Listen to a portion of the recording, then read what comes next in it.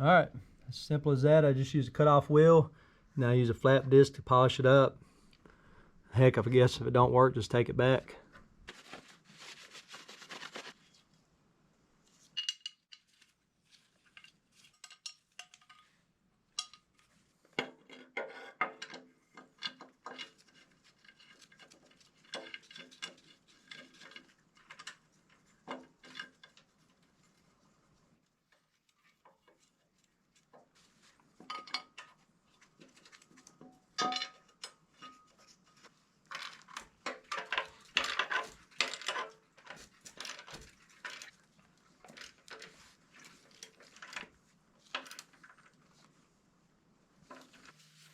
So the next piece we have is this washer, but it has a raised portion on the back side. This portion that's raised up actually goes towards the motor. So don't forget about the keyway on the output shaft. And then on the back side of the clutch, you can see where the keyway goes up inside. You got a square slot.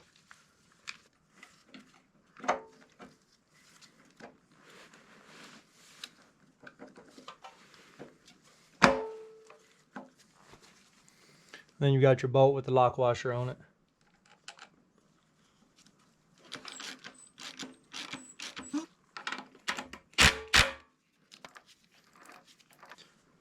All right, next up is the paper gasket that goes around the outside. Again, it can really only go one way.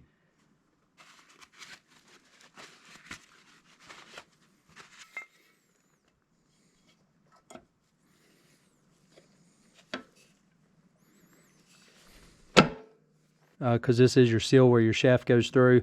It should snap on fairly snug, but you want to make sure you don't have any cracks or anything there because you will have a leak.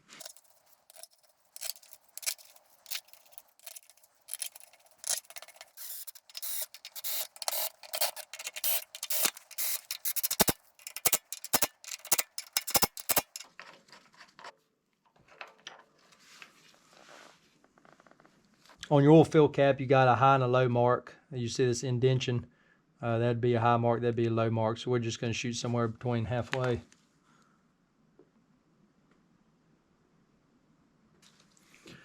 Anytime you're checking the oil in these Honda engines or this gear reduction case, that's about halfway up on the mark.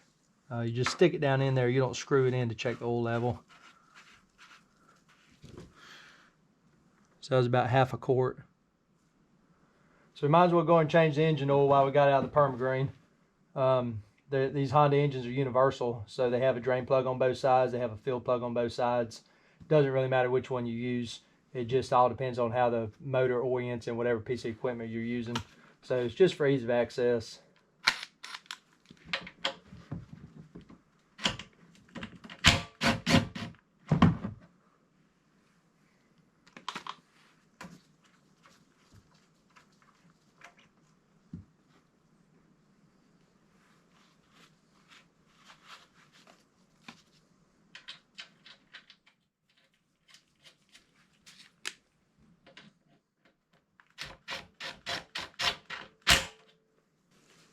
The best I can remember, these engines take about a half quart of oil.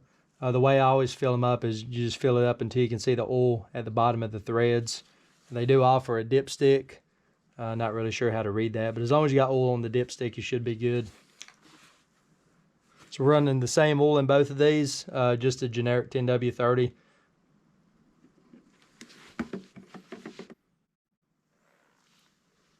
All right, so about halfway up on the dipstick, and you won't be able to see it, but down inside of the fill hole, the oil is at the very last thread. So if I tipped it forward just a little bit, it would run out. That's about perfect, in my opinion. All right, let's fire it up, see how it runs. Let it run for probably 5 minutes or so, just to see if I get any oil leaks, give that oil time to warm up. I hate to put it back in the Permagreen, then have to pull it back out again.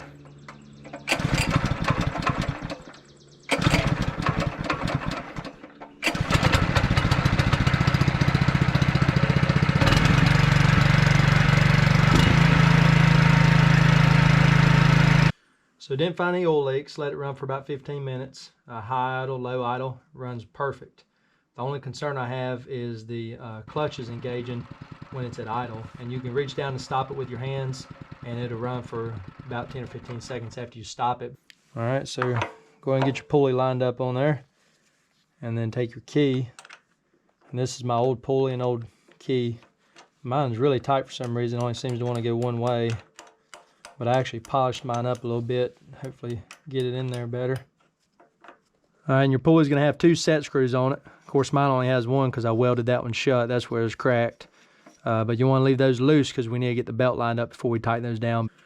Last thing we gotta do is get this fuel tank off. There's 3 bolts on it. We're gonna take off 2 nuts on this side and then 1 bolt on the other. This is number 10 millimeter.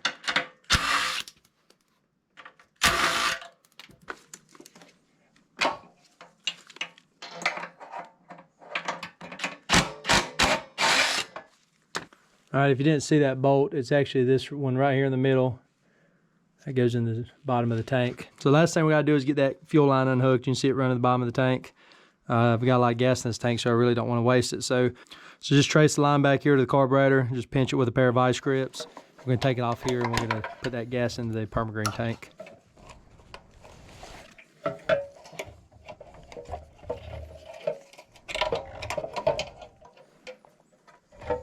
One thing I noticed when I was out doing the test run on it, this throttle linkage is extremely tight. So that has to be able to return as soon as you let go of the handlebar. So there's a bolt right here in the middle. Just loosen it just a little bit, don't take much. And we might loosen it more or maybe tighten it back up once we get it adjusted. But it still doesn't necessarily return all the way on its own. So we're gonna add in our old throttle return spring off our old engine. Just hook it in one of these holes right here, it doesn't really matter. And I'm gonna actually come around to the side of the muffler. I'm gonna drill about an 1/8 inch hole in the side of my muffler. That should work perfect.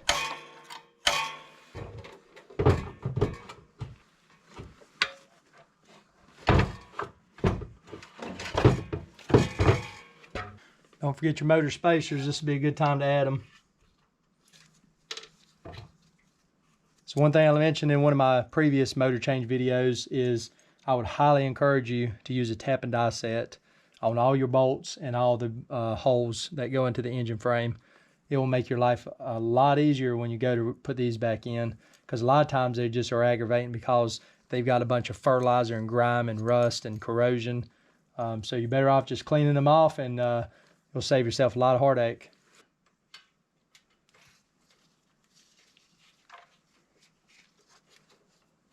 So I've got the cable coming around up under the muffler and up under the spark plug, and it's going to go right inside of here. So that way when you pull the handle, it gives it more throttle, and then when you let go of the handle, it releases it.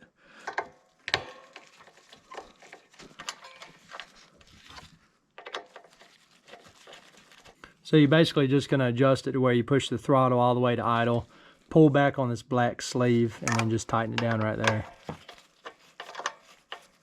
All right, now you can see how much cable I've got sticking out between the end of the black sleeve and the part that actually hooks into the throttle linkage.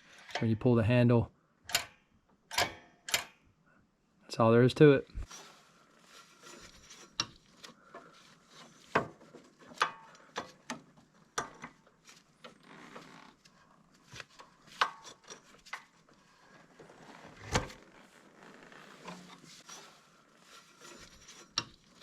So really what you're trying to sight is this pulley that comes off the wet clutch, and then you've got a pulley down there on the transaxle, and then you've got a pulley on the back side that goes to the spray pump and the hopper assembly. So what I like to do is just use a screwdriver, get this outer pulley up out of your way, and look directly down the back side and get all 3 of those pulleys lined up. Once you get them lined up, then we're just going to tighten this Allen screw down. Just doesn't take much to tighten it down. Just snug it up good and leave it alone.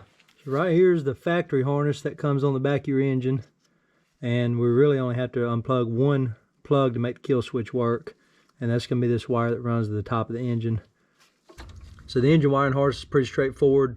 You got a kill switch here, and you could leave it like this if you wanted to. Runs over to an old level switch, then runs to the top of the engine, start and stop the engine. So the only part you care about is on top of the engine. So just unplug that plug, and this is going to plug straight into your factory kill switch that's up on top of the handlebars. Of course, mine was really corroded, so I actually put my own plug on there. I think what I'm going to do is cut this one back off, and I'm going to steal this one off the engine since it's not going to be needed anymore. And I'm going to just use a butt connector, hook those together right there, and then I'll get some shrink wrap. We'll plug it right up to the engine.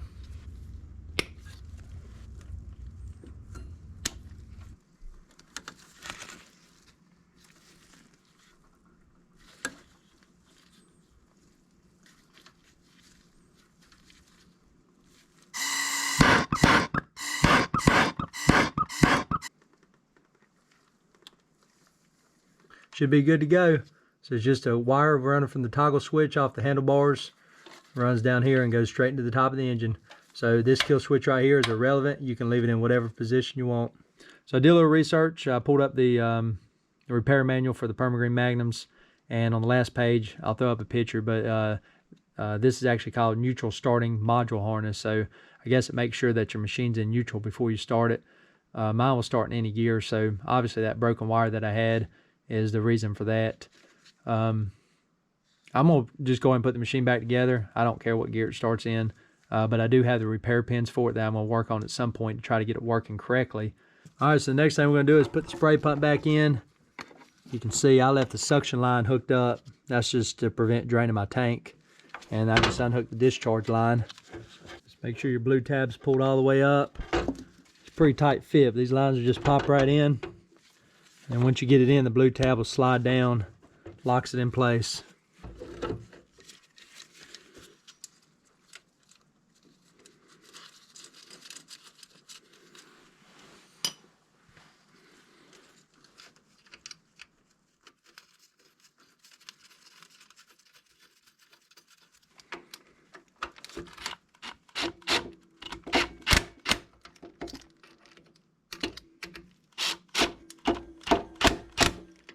I've replaced these a couple times. Probably going to get a new set here at some point. If you're not careful, that head will round over on you and you'll be cutting this off like I did when I first bought the unit. So when I'm putting this spinner plate in, what I do is bump it all the way to the top of the bottom of the hopper, and then I just drop it down just enough to where it's not rubbing on top. You want it captured up inside of here because that's what's operating your agitator.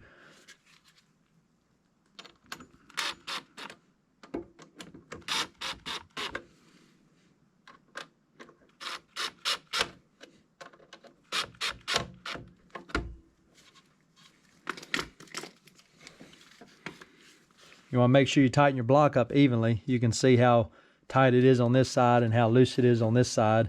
If you tighten these down with that other side tight already, you will crack that block in a heartbeat, and they're not cheap.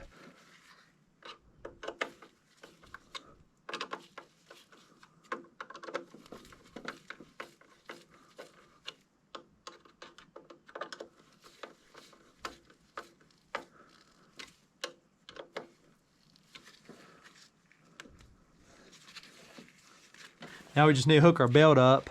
I usually don't use this idler pulley. I may end up getting the correct size belt and putting the idler pulley back in.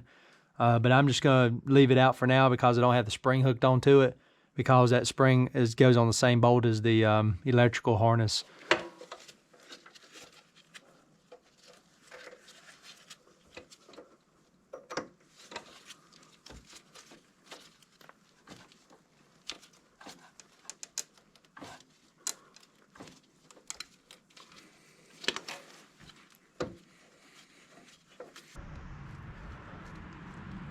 So this is the line off my old tank. It's a little bit longer. The one that came on the new tank was only about 6 inches long. It just wasn't quite long enough to get over to the carburetor. One thing about Honda is they run, I think, a 3/16 inch line is what this is. They're hard to find. If you go to Track Supply or something, 1/4 inch is what you're going to find, and they just don't work. They won't hook onto the carburetor. So 3/16 inch is what you want. So really you can thread this thing about however you want. You just want to stay off the muffler. But I'm going to go around the back side of the engine and then down between the red and the silver part of the engine cover, because that's how they run them from the factory. And then it's going to come through up under the linkage that runs to your governor, and it's got a little holder for it down there, and then that's where it plugs into the carb. Last but not least, the muffler deflector. These are number 10 1/2 inch screws. Probably a little too big, but that's all I got.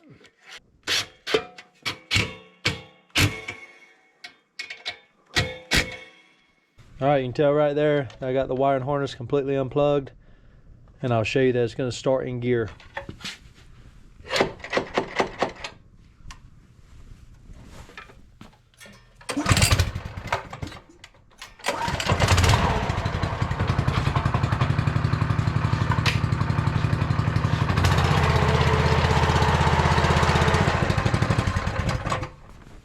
All right, so you can see right there, completely unplugged.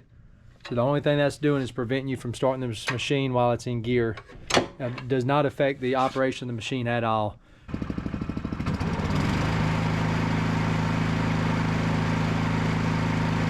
About 1,500 RPMs at idle, or about 3,200 RPMs at full throttle. We want to be at 3,500 RPMs at full throttle. So when you pull the handlebar up top, you can see this is your throttle. The farther it goes back, the more throttle you get. Well, it's restricted by this Phillips head screw. So basically we're just gonna back it out about 3 turns. Probably won't even take that much, and now you can go farther with the throttle.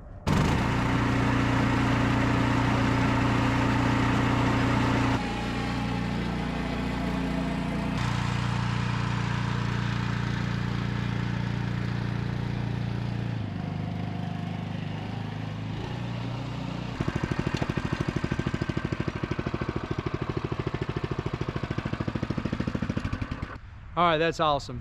So it looks like every one of the issues I was having is fixed. I was really hoping it wasn't a transactional issue because them things are pricey. Engine swaps, pretty straightforward. Never done transactional, it's probably pretty straightforward too, but they're about $1,200 to get a new transactional Permagreen. So I'm just gonna throw the plastic back on these. Everything's hooked back up. Appreciate y'all watching. I'll get to the electrical part, may throw it on the end of this video, may put it in another video, but appreciate y'all watching. If you got any questions or comments, leave them below.